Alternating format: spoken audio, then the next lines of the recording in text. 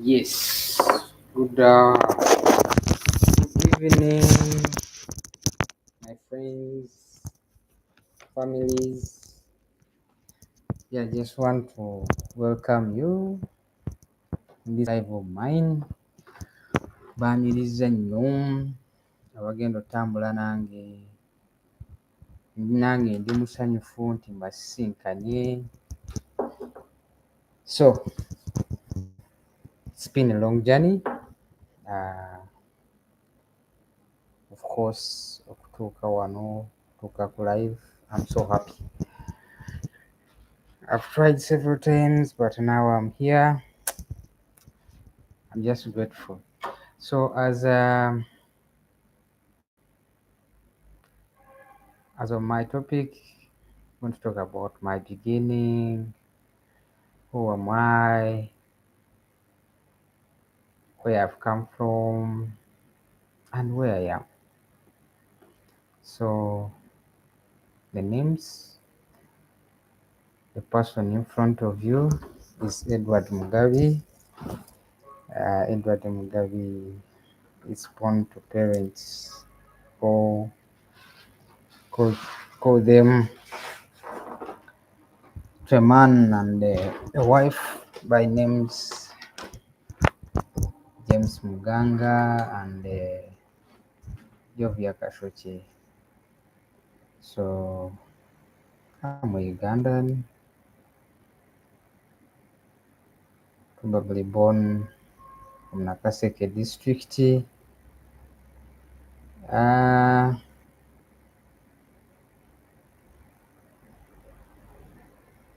was born and raised from that district. Actually, all my entire primary and secondary was in Nakaseke. So I'm thankful to God because of how far He has brought me. It's been a long journey. My growing, my studies, bibadde bingi. So ewaka tuli balunzi, ndi omuliisa,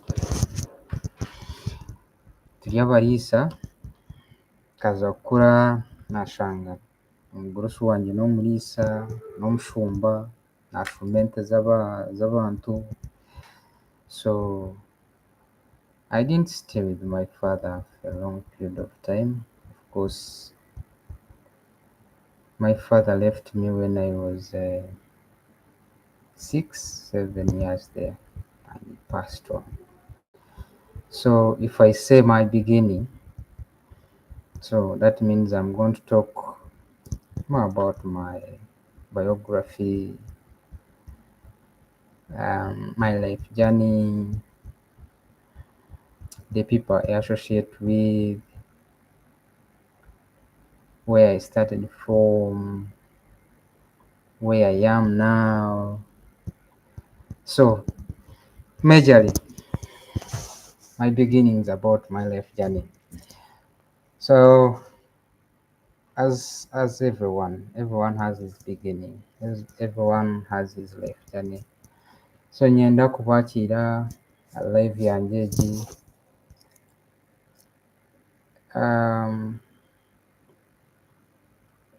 The purpose of this live or my entire videos and everything which I'm going to be talking about, I'm going to focus about the journey. When I talk of the journey, everyone has his journey. Where you are, it's your journey. Where you started from, it's your journey. The work you're doing, you're already in your journey. So I'm going to touch more about our workplaces, the people we associate with, the information we receive, the information we give out to other people. So kasavukanya. But as me personally, right now, Uh,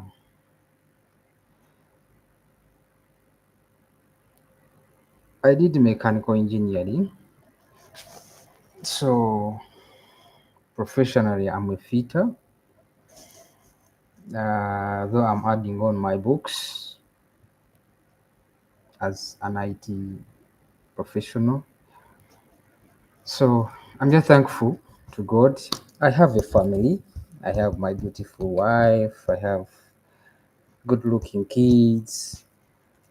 God has blessed us with two boys. So I'm just grateful. Um, as I've started today, 2025, I'm going to go through with you, my good friends, within this journey. As I'd already started on my biography, I've talked of I was raised from a humble ground background.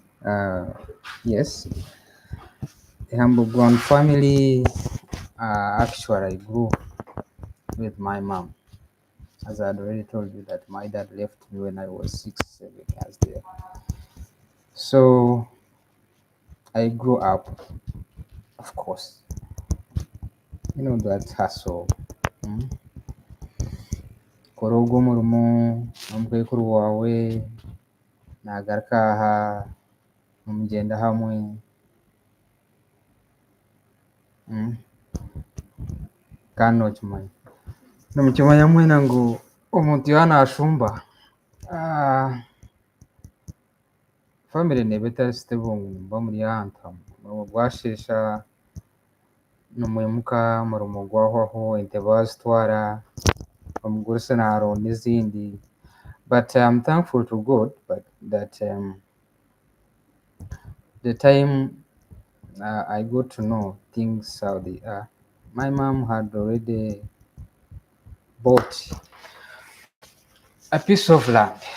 So for her, she was, of course, my dad had wives. So I have brothers and sisters from different mom.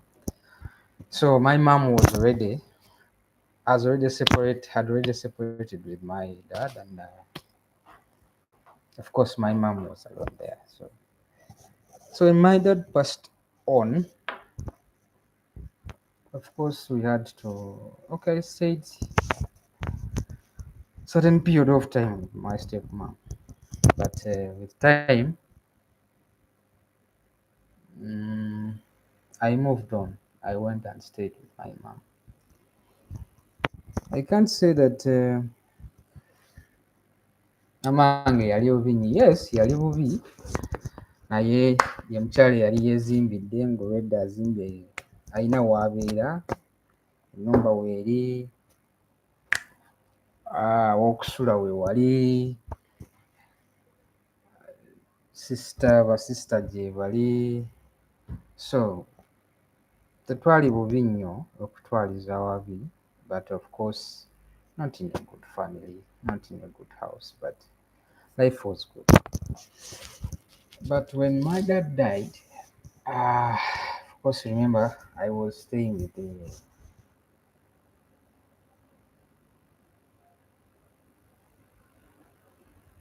with the dad. Now I'm moving to a new place. I'm going to my mom. I'm not saying that nali simumanyi oba nali sibeerayo oba biki, but of course akaseera ke nabeereramu ne daddy ne step mom nali nebbirira kubanga mami yali tabeera nabo nga bw'obimanyi. Awo ogenda okuddayo ewaka oluusi kati kino ekigamba abalunzi oba abalundako ku nte. Nali nebbirirako nga nekesi nga tugenze okulunda mu nsiko. Mama wange yali tabeera wala nnyo, so nga nyina we nnyinza okuleka ente ne ŋŋenda bwatu. Most cases nali nzirekawoko ezimu ne zigenda ziyingira mu nnimiro z'abantu ne zirya. So ne ŋŋenda okuddirayo, mama ng'akugambye irooka ente zitoona ebyekulya abantu irooka. Of course ogenda okuddayo osanga ezimu nga zaavudde dda ku zinaazo ng'olina ogenda n'odda eno n'odda eno okuŋŋaanye. Of course ezimu nga zigenzeeko mmere z'abantu ng'ogenda okuddayo okuzituusa ewaka nga oluusi nga muzeeyi amawulire gaamutuuseeko dda. But remember I was even young, I was 6, 7. Naye nga tulina okulonda kubanga ye yali occupation yaffe. Mu kulunda okusiga nti nali sisoma nga ndi wa muzeeyi, nali nsoma naye nga bw'omanyi nti leero osomye, enkya tosomye, osomye n'omala wiiki endala n'otuula. So that's how life was. But thankful to God, I'm not saying that it was good for my dad to pass on, but when my dad passed on, I think the new door opened for us. I went to my mom's place. Of course kati nga maama yali asigadde nga ye maama ye taata. Before nga sinaakuva wa step mom, of course mami yali like she was trying to to see how bwe tunaabeerawo kubanga oli yali abeera ne sister wange omuto. So mami n'atetenkanya. By the time when I'm moving on to the place, natuuka already n'antwalirawo ku ssomero. Sijja gamba mbu natuula nti oba nabeera ebbanga bwe kino. My mom did what she could. Yasala buli ggezi lyonna. So mami yantwalirawo ku ssomero. Ku ssomero of course sijja gamba nti nali mugezi nnyo, naye of course nali ku mugezi kuba saakolanga bubi era abasomesa banjagala nnyo. Actually essomero lye yantwalako abasomesa banjagala nnyo. So nasomako. That was my dad passed on 2020, I mean 2001. So I think ewa mami nagendayo 2002 there. Engenda mami n'atuusa ku ssomero. Kosi nga omanyi myaka 6-7 there. Kazannyo kaba kangi. Kosi nga ne mami naye akola zihasoze alabe nga tubeerawo kubanga by that time era alina okuba nga bw'alima ewuwe alina okugenda afune ewalala alime, kubanga jjukira nti for us where cattle rearers twali balunzi ba nte. So buli kantu konna, provision zonna muzijja mu mata ge mutunda. Nejjukira kati ebiweddewo, mami yalina okulaba nti tukola ki, tubeerawo ng'abaana. So ekyaligamba ate muzeeyi abaana balina okwambala biki, ebyali biweddewo. So obulamu ne butandika bwe butyo, ne tusomako awo. Kasomera kwe tukavaamu ne nkavaamu actually. Ne sister wange by then yali atandise okusoma. Yali atandise naye of course era yali akyali muto. Kasomero tukavaamu tugenda mu ssomero eddala eddene, UPE.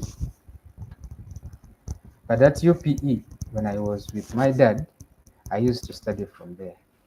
So when I came to my mom, she tried to take me to a private primary school. But I didn't take much time there because school fees was a problem, kind of, because we are men at home. Not really many, because but according to her Annie, tasobola tubeereramu ffenna, so twali tulina okuddayo ku UPE enali nsomerako nga daddy akyaliwo, kubanga teyali mbi by that time. Abaana baali basoma nga ejjuza abaana nga kwe bali bangi. Oyinza okusangako nga ebiseera ebyo osanga omwana ali mu P3 P4 muganda wange saawa zino ndowooza abeera ali mu senior 4. Tusoma of course. Mommy, she tried as a mother, n'anoonya omulimu era still najja kusomera eryo. Ssomero eryo yajja nga azengaza okufumbira abaana, bafumbira emmere, of course kusaavinga ye nga ye yali tasobola kuguya kawunga k'abaana bangi. But of course nga bwe mubimanyi UPE yasasulangako okulya emmere nga gwe bafumbirako, kati basasulanga tebaabeeranga bangi. So mami ajja tubeera naye ku ssomero, afumba akamere, mwana nga obulamu buli kiriya, ngamba nti manyi nti lunch time ngenda kulyawo akamere, mba nkitegeera nti break time ngenda kugattawo, so obulamu bwabeeranga malembe. But she didn't give up. My mom tried her level best to say that we go to a good school. So that is 2023 there, tuli Kabubbu. Kati awo ndowooza nali ngenze mu is it P3? Nali mu P3 if I remember. Nali mu P3 yeah, 2003 there ku UPE. Naye amazima amatuufu omuzannyo gwali mungi, nga toyinza kuŋŋamba nti I can make a sentence in P3. Of course I could read some words, and kubanga remember nti akaseera ako P1 P2 temwakozesanga lupapula lwakuwandiika ku, of course bwe wali ng'osuumuseemu nga byokola bigira baabayulizanga obutabo nga buyuzaamu wakati, naye nga akatabo ako kabeeranga kamu nga mulina okakoleramu ebintu bingi, naye ng'ebisinga mubiwandiika wansi ng'omusomesa najja n'akola ki. Ne P3 twali tuvuddemu ng'olina okubeerako n'ebitabo, force ng'okola math, kola English, social studies, sciences bwe bityo, naye nga tebinaakungenda nnyo mu mutwe ng'akazannyo kabeeramuko. Of course the performance wasn't good. I remember I declined from the private school. So tuba tuli mu 2003 there, entering 2004. God made a way for us. As I've already told you that my mom, she didn't sit.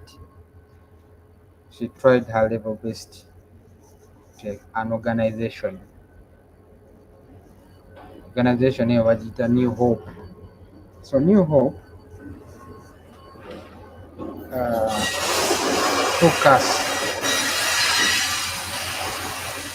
from 2004, because I remember I went to New Hope and sat exams. The exams they gave me, mugenda kusekamu. UPE twasoma Luganda. Okay? Kati bwe twasoma Luganda, ntuuka mu New Hope. New Hope ekola ki? Etutuuza mu kibuuzo ng'amazima amatuufu kya Luganda. Nga waliwo ebintu by'ogenda ojjukira ng'okuze, naawe kennyini n'osekamu. Kati New Hope bwe tutuuka kukola ekibuuzo, twali bangi. I was in P3. Baleese abaana from the community, of course different communities, neighboring community. Kati New Hope bwe tutuuza, akubuuza, you doing what? Mbadde mu P3. Gwe obadde mu kyakumeka? Mbadde mu kyakuna. Gwe obadde mu kyakumeka? Mbadde mu P2. Do you know the exam they gave us?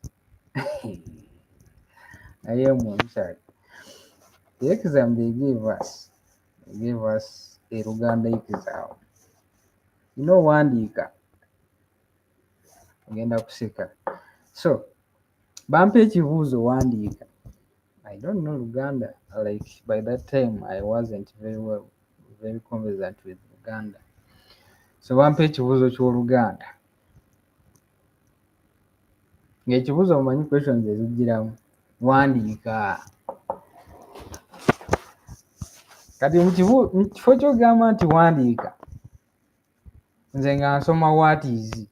Naye nga ne bwe ngisoma tejja, kati nga ntunula butunuzi bw'enti nga mbuuza what is. I cannot read wandiika because they gave us those exams. You could sit in a hall. No one could read for you. You have to read by yourself. So wangamba wandiika. For sure, I failed. Kati bwengwe ebibuuzo ebyo. Remember now, I'm making like 9 years, 9, 10 there. Yes, 9 or 8. So, ebibuuzo mbigwa. Guess, bantwala mu kibiina ati. Banzizayo mu P1. Banzizayo mu P1. Kati P1 eya New Hope yalinga ya Luganda. I remember batwala mu P1. Omusomesa gwe nasangayo era atusomesa Oluganda yali Madam Sarah. No, not Madam Sarah. Madam Mwanje. Yes. Auntie Mwanje. Yatusomesa Oluganda. That's when I came to understand or to learn Luganda. Nentegeera, and that's when I realized that the exams which I did, my entry exams for New Hope, were in Luganda. Ntandika okuwulira ebigambo wandiika. And I recall the exams bye nali ndaba. So, remember I was in P3. Siddayo mu P1. I started from P1 nga ndi awo myaka nno 9 there. 9 ndowooza I was about 9 there. So, awo obulamu bwe butandika. Obulamu bwe bugenda bukyuka. Mami wange okukola n'akuvaako. No, teyakuvaako, yasigala akola. No, actually yakuvaako. Because now, the organization yali etutekinze over nga it was even providing, for sure, New Hope. It was even providing, I'm telling you. It could provide all the necessities at home. I remember, eva much mutwalina ennimiro oba biki naki.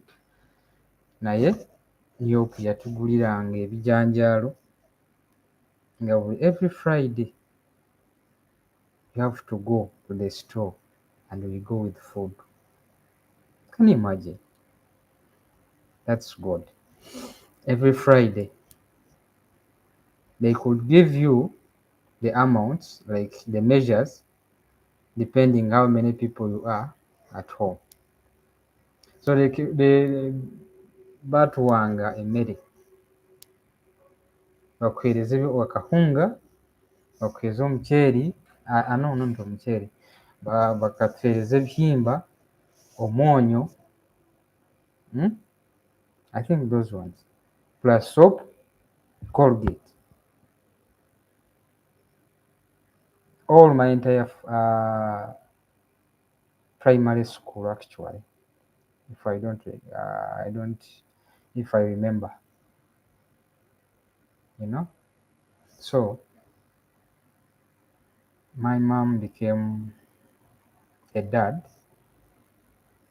became a mother as well. So yes, there were hassles at home, but what I can say, my mom stood. Iran's a single mother. I give a tick. So Mukama n'ayamba, we are in P1, tugenze in P2, tugenze in P3.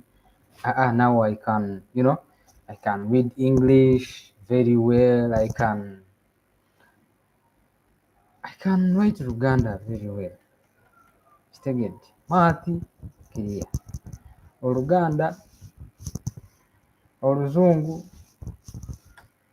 yes, wadde nga oba tonnabeeramu, but there was a slight change. So that's the beginning. I will continue from there.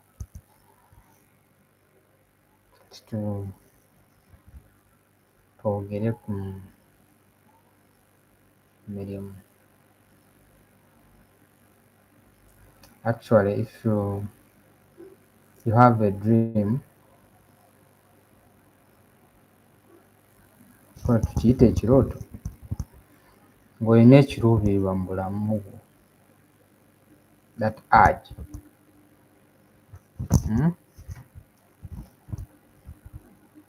ekikudrivinga nti njagala tuuka ku kino, blood, topowa,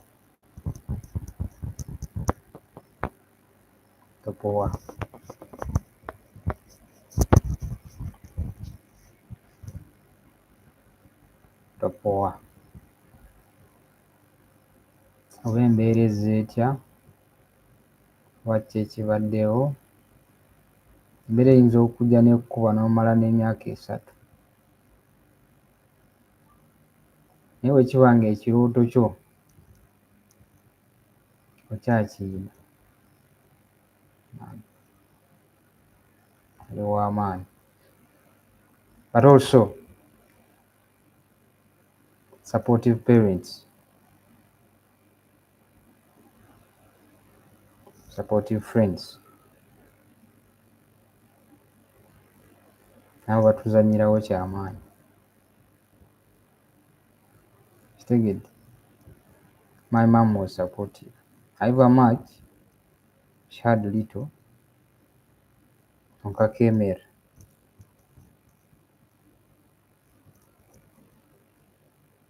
To be supportive might not necessarily putting in money. But they are supportive parents who stand with their children even though they don't have money. They give good encouragement words. Whenever you speak with him or her, she gives you a positive vibe. Please go, I trust you. In this I'm with you. So abazadde bali tiiki. How about the environment, the community we grew from? nazo zizannya kyamaanyi mu bulamu bwaffe. Community zizannya kyamaanyi. The friends we grow with. Waliwo kimanyi wabeerawo bakwano gwaffe be tukula nabo naye nga mulinga abalina ebirooto bye bimu. Let me tell you, let me say my class. Mwana class yange eyo y'amaanyi naddala bakyali bange abavubuka be tukuze nabo haso ze tuyiseemu.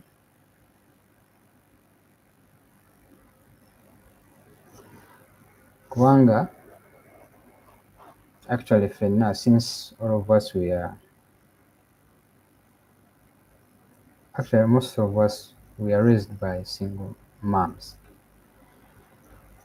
So batunoonya abalina bataata nga balekeddwa bamaama. So bakyali bange abo mwana. Ffe haso twazikuba nga tuli mu P3 P4 haso nga tuzikuba ewaka. But we stayed focused.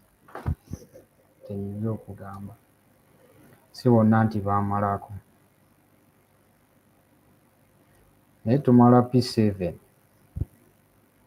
That's when real life now, that's when we are entering real life. Kitegedde ajjukira ate awo bakadde baffe abamu babeera amaanyi nga gaweddemu, eyali akola emirimu oluli nga si yagikola. Kijja gamba nti nze nabeera nnyo mu kisulo, siri muntu wa kisulo nnyo because I was supposed to be there to help my mom. Era mami wange oyo mwana eva much Katonda yamutwala because sinabaako wentuuse. Nkyali mu hustle ezimu, of course ne kati nkyali mu hustle, sijja gamba nti ndi bulungi oba biki, but at least waliwo w'otuuka stage gy'otuukako n'ogamba thank you God. Ever much I haven't reached where I'm going, but I'm already on my way. So it's always good to be thankful. Whenever tonnaba kuzimba nnyumba, tonnaba kugula mmotoka, but at times sit down and flashback where you are, where you're going, where you're coming from.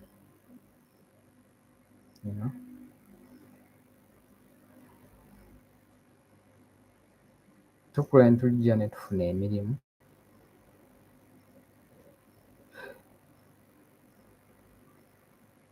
Naye emirimu era buli w'ogenda it is a community gy'oyingiramu.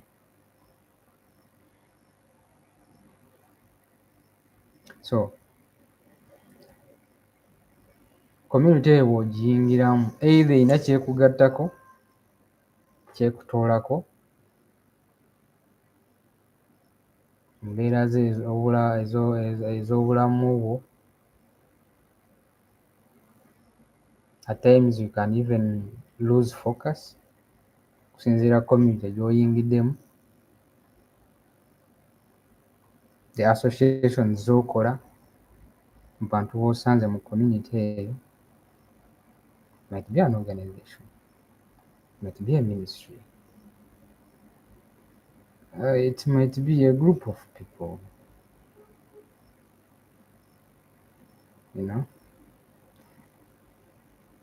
naye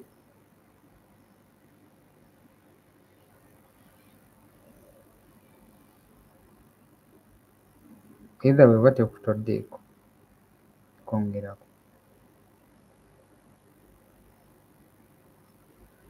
Always mwewale nnyo ebintu ebibatoolako. Sigamba nti community gy'ogenzeemu giveemu kuba ffenna twenda ssente. That's why we go to school. That's why we drop out of school.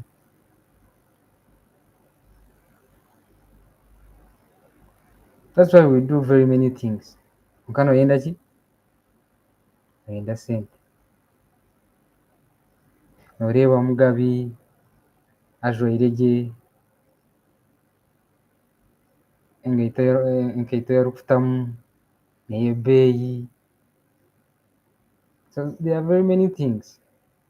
Noreeba nanka kwayemereire kwayombekire. So you compare omurimo gwawe nigukuheereza kikwingana ki?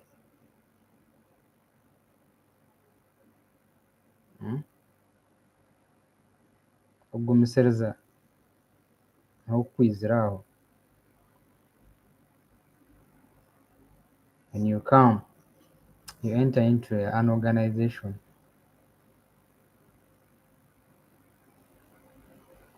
I'm not saying that this is where I started from. Actually, I'm now making 9 years in this field of mechanical. Okay?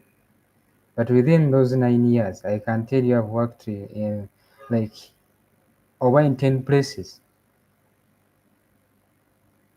Because I'm this kind of a guy, don't settle for less. But the more you move, abantu b'osanga ebigambo by'osisinkana n'okukula mu birowoozo.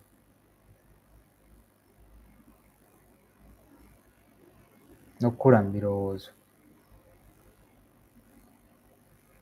Kitegedde? N'emyaka giba gigenda. So in this 9-year journey, gye naakatambula ku mechanical. Actually, twabeera ku ssomero ne batugamba oba ne mu field zammwe ezo gye muli mwenna nammwe muyineeyo se. But for us, we were at the institution, but they could say that in the field of mechanical, to start earning some good money, you might be in 10 years. And we are like, of course, mulimu bannaffe be twamaliriza nabo, but because bw'oba ovudde ku ssomero obeera onoonya ssente. Kyali wange obeera onoonya ssente. Ng'ono akugamba omutwalo gumu omulaba ng'agamba ono, okitegeera? Naye muganda wange, actually bangi abaalemererwa ne bagenda mu fields endala, because when it comes to money, people are looking for money. That's what I can say. Tegedde? Abantu baali banoonya kasente.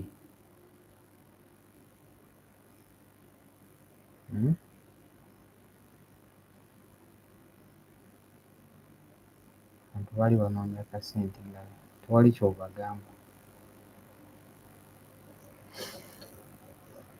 Bino bya mutwalo. Kubanga nga twakafuluma amazima amatuufu sijja kubalimba. Yali akuwa ekinene ennyo, mutwalo gumu n'ekitundu. And since my field,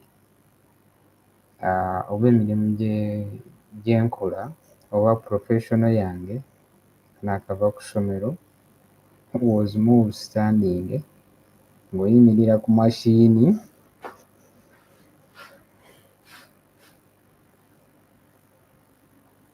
kumala olunaku lulamba ng'oli ku mashini kati ng'olowoozaamu omutwalo gumu n'ekitundu oliddeko lanki okoze eki. Actually I reached a point nendivaako nga bw'omanyi ng'otandise ogamba nti kati naawe I know I can do the work. I start looking for my own clients. No starting looking for your own clients naye nga tolina nawe otandikira. Mbuuza oliwa? Oli mu kibuga.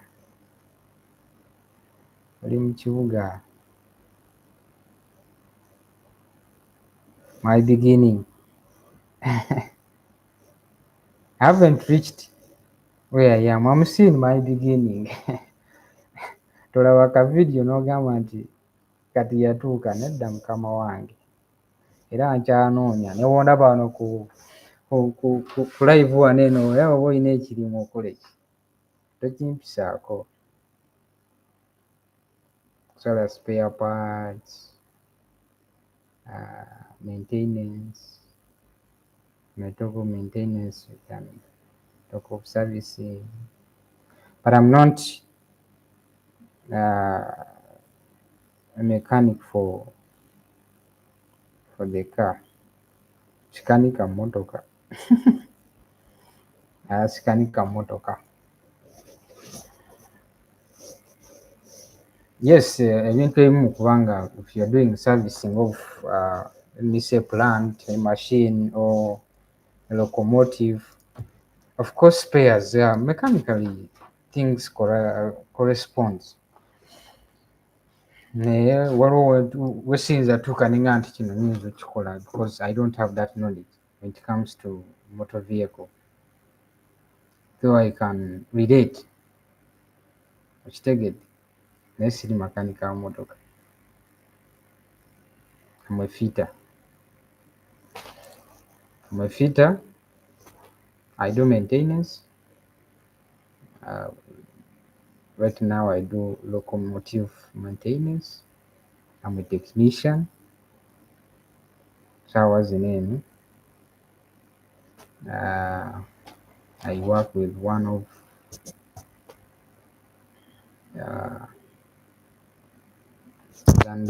Uganda's. I work with a company,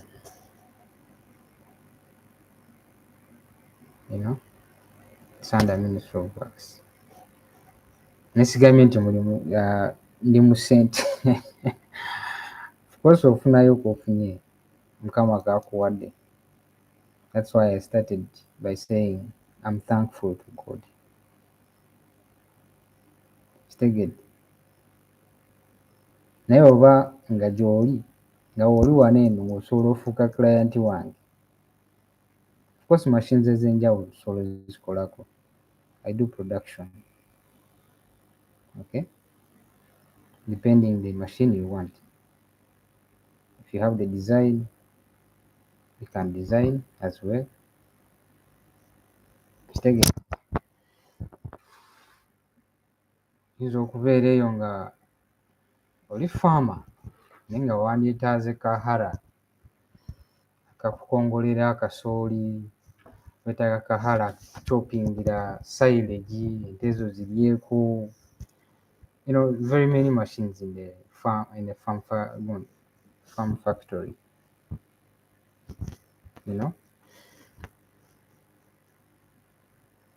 Ng'oli eyo oyagala milling. So kola ku machines ez'enjawulo. Sikola omu.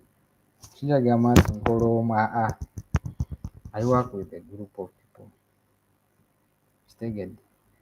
Of course akaseera ke mmazeemuko mu field yange, I can move here and there.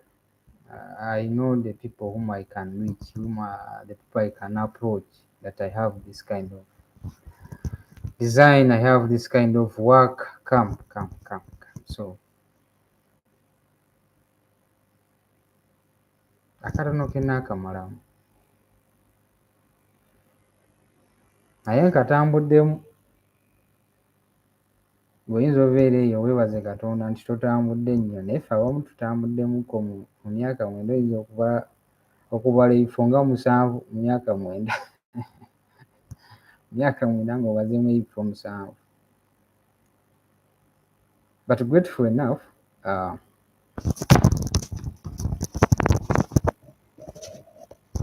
Katonda mwebaza nti alina wantadde, ekyo si kitono. Naawe okundabako, era naaba asinkanye ka vidiyo kange,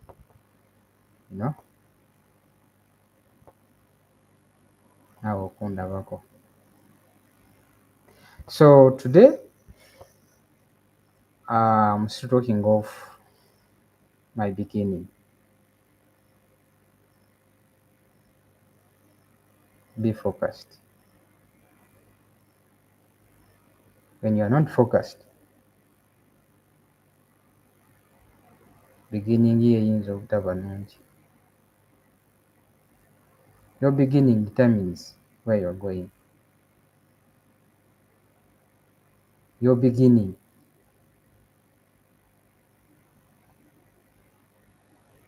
plays a very, very, very important role to your career, to your family, to the people you relate with, actually to your nation. You get? Even to your nation.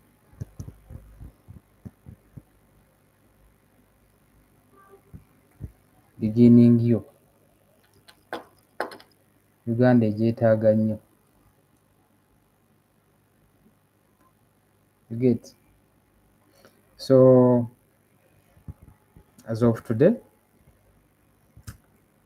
let me end here.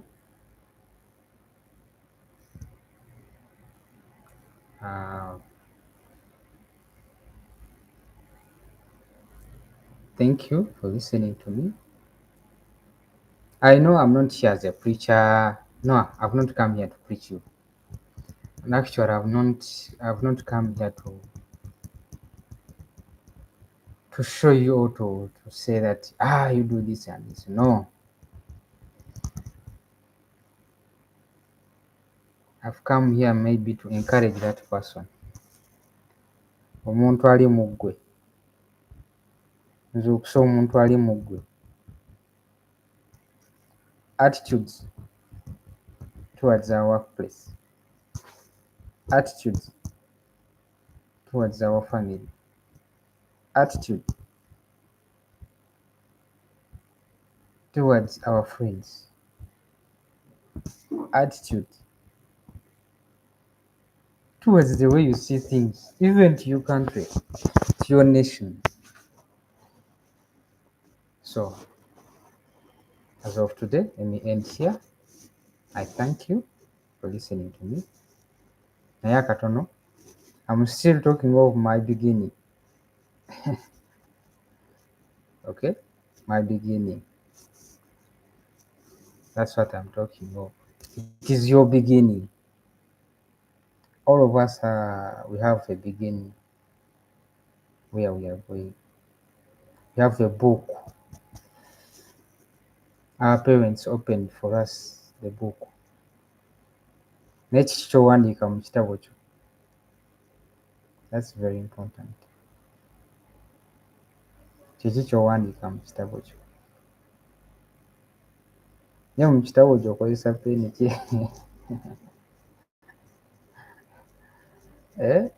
Okozesa peeni, okozesa lupapula, I mean pencil. Okay? So, y'omu alina ekitabo abazadde kye baatuwa. Katonda ki yatubikkuliki. God gave us a book. Era buli lunaku tuwandiika mu kitabo ekyo nti leero ekitabo kyange nkikozeemu kino ne kino.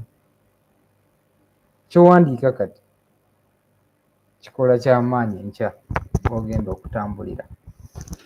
Kikola ky'amaanyi enkya abantu bagenda osisinkana. Mikwano gyo So let me call it a night. I thank you for listening to me. Stay tuned. We're still talking. Good vibe, discussion, interactive, interaction. And if you're there, uh, come across this, of course, this new channel, this new topic, comment. I would love to hear from your comments. I would love to hear your new beginning. Not actually new beginning. I would love to hear your beginning. You know, let's interact. Let's talk. We are going to talk about our businesses.